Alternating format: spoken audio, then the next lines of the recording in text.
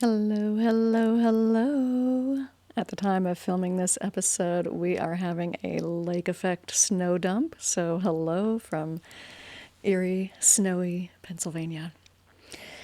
So, on this episode of Gaia-logues, I am going to be talking about two things that I watched this week that were very intriguing for some very different reasons, but also excuse me, some interconnecting reasons that I think you might find curious and interesting.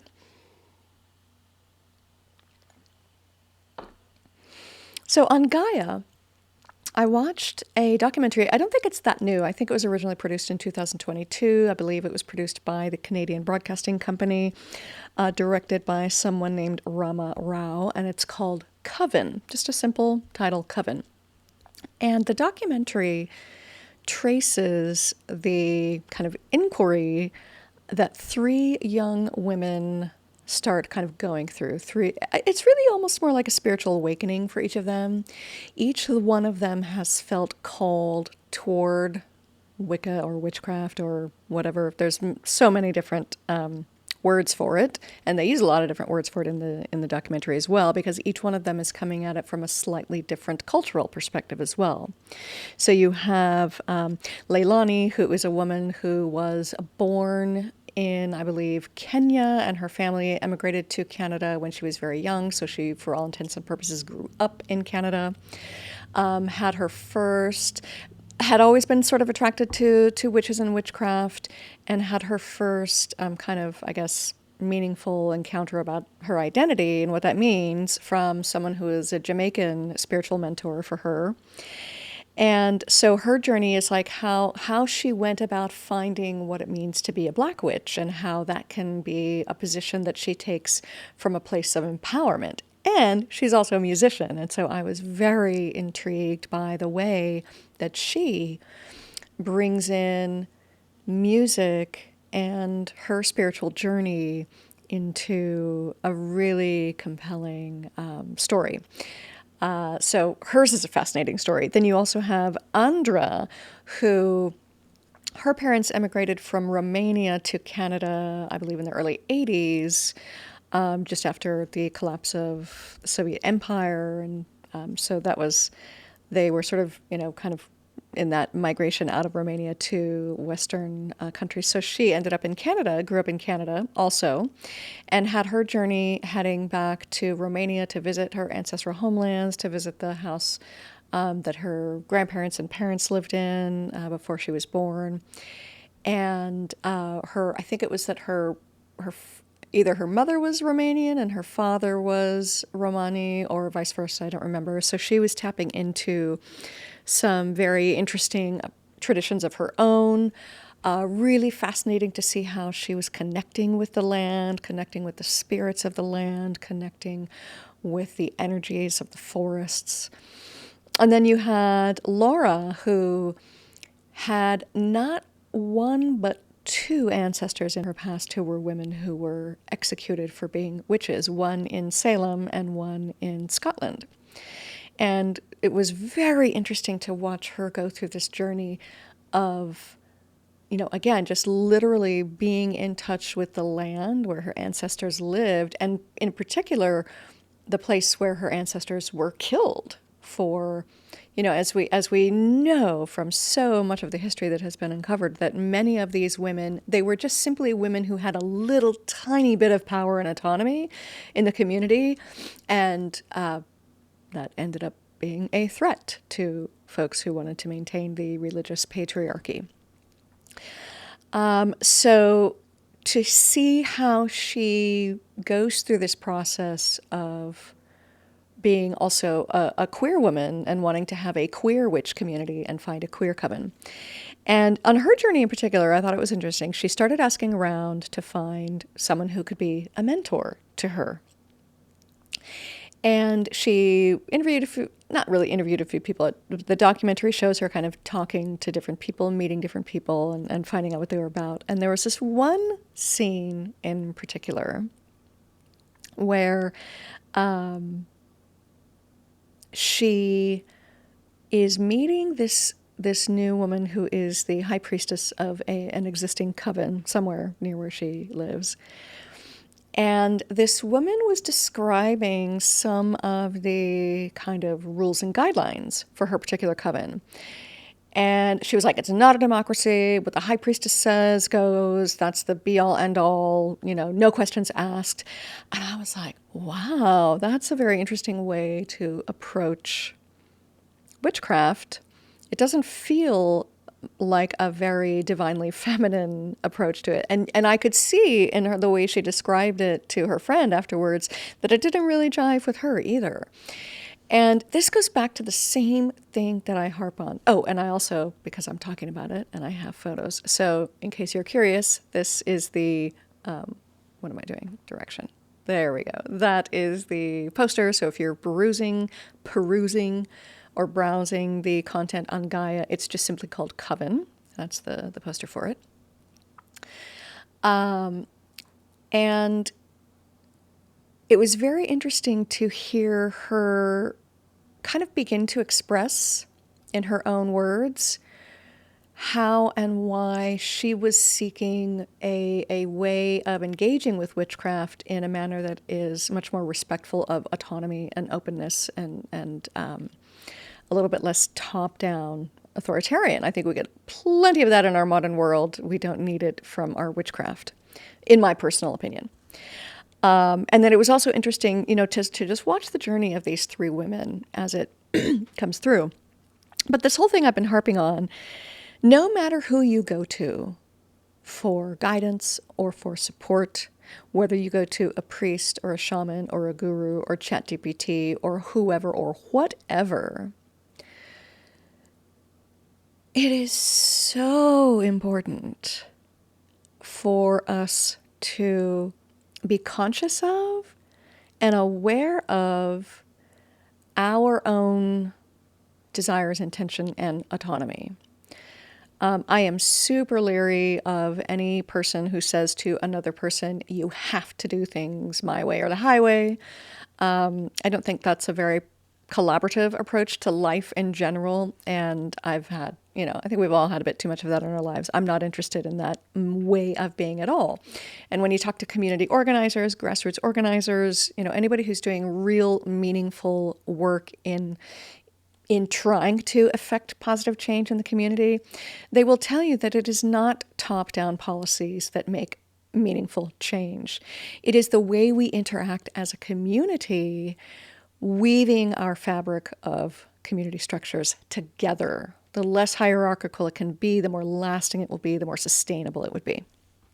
Which brings me to the other film I saw, Bugonia. So this is the new film with Emma Stone and Jesse Plemons, directed by Yorgos Lanthimos. And in this film, and this is also a remake of a 2003 South Korean film, Save the Green Planet by Jang Joo-hwan. So it's the premise. Now, it might have spoilers if you've gotten this far, and I'm going to try not to tell you the ending, but sometimes I'm not very good at keeping secrets. So if you haven't seen it yet and you don't want to have anything spoiled, pause this, go watch the movie, and then come back, because there are some twists and turns that I found curious. So in Bugonia, the premise is that these two guys, like cousins, I think they are, two cousins, decide, they're very much wrapped up into conspiracy theories. They're very much like way down the rabbit hole of conspiracy theories. They believe that the character played by Emma Stone is actually an alien who is impersonating humans and is enslaving humans. And that, of course, if you're watching Gaia content, that's actually not a new concept. That's that's been a concept that people have been asking about they're asking about it now, about things that were happening thousands of years ago. So they're convinced that Emma Stone is an alien, an Andromedan, and that she is here to enslave mankind. So the premise is that they're going to kidnap her and they're going to insist that she take them to the emperor on the spaceship hanging out just outside of Earth, waiting for the next eclipse to be accessible. So already it's kind of a totally ridiculous premise. So just go into that accepting that this is way outlandish and out there. But it does bring up some interesting questions. And I didn't always like the way these questions were treated, but that's also fine because works of art are not meant to be, there to please everyone. They're meant to stimulate dialogue. So you have these two, they're sort of painted as kind of just like schlubby normal guys. One of them, I think, is painted as somehow having some sort of emotional or mental disability of some sort. So you've got like the cousin who is the kind of ringleader on this kidnapping adventure, and his kind of dim-witted cousin, right? It's, a little bit kind of like hints of Forrest Gump or whatever. And really, and I just hate to say it this way, but they're just like a couple of bumbling idiots. So already, if you think this is going to be a believable kidnapping, just stop right there, because it's not about being a believable story. It is ludicrous. It is absurd. So they've somehow managed to get this kidnapping underway. And the thing that I find so curious, so some of the concepts that his character, Jesse Plemons' character, talks about during the film are, they're not necessarily that outlandish, and they're not necessarily that wrong or that terrible or whatever. And this is where I get, I sometimes joke with people like I was a conspiracy theorist before it was cool to be that. And now I think there's so many conspiracy theories, there are so many rabbit holes to go down. And what I'm realizing is that when you start to entertain these ideas about conspiracies, the question I would ask you to ask yourself is, do those ideas and do those conspiracies lead you into impulses of violence? Or do those lines of inquiry about that conspiracy lead you to curiosity and imagination and compassion and openness? And when we see this character, the Jesse Plemons character, the ones who's leading this whole kidnapping adventure, to see, he's a wounded character. His mother is dying from, he works for this big pharma company, and so this Emma Stone is this executive for a pharma company, and so you see how this whole cycle of you get medicine to treat the symptoms, and then the symptoms create something even worse, and so then the cure is even worse than the original disease, which is like, welcome to pharma, right? Welcome to most of Western medicine. It's all about attacking sick material and sick cells rather than working to make sure that the organism we inhabit is conducive to well-being. That's more of a holistic approach. So it's not that outlandish to be mad at pharma and the oligarchs for the way we have become addicted to medicine, and the way we have also in the United States of America become enslaved to our insurance care system. It's not even an insurance care system. It's a billing system where other people make money off of our unwellness. That's what it is.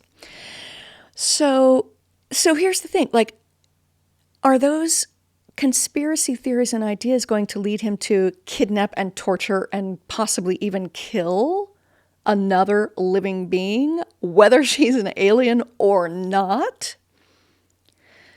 Or are those questions going to lead you into, how can I look at the way pharma is kind of stripping our organisms from their own innate ability to heal themselves? How can we look at that situation and find solutions that are compassionate and positive and forward-thinking, right? And it doesn't even have to be about teleological forward-thinking, because progress is always in the future. Sometimes the best technology, which I'm going to get at my next episode, might very well be in the ancient past. Or it might even be in recent past but has been suppressed, because if the power structure makes its money off of our unwellness, it is not in their best interests. Well, it's in our best interests, but it's not in their financial interests for us to be healthy and well without the need for invasive procedures and pharmaceutical chemical interventions. So I really wanted to like that character more because his impulse and his woundings came from a place that I kind of agree with. But boy, to see how far he and his, little dim-witted cousin take it, they take it to the most grotesque extremes. So I know that those two films, here we go, let's get Coven up there. These two films might not necessarily seem like they have a lot in common with each other.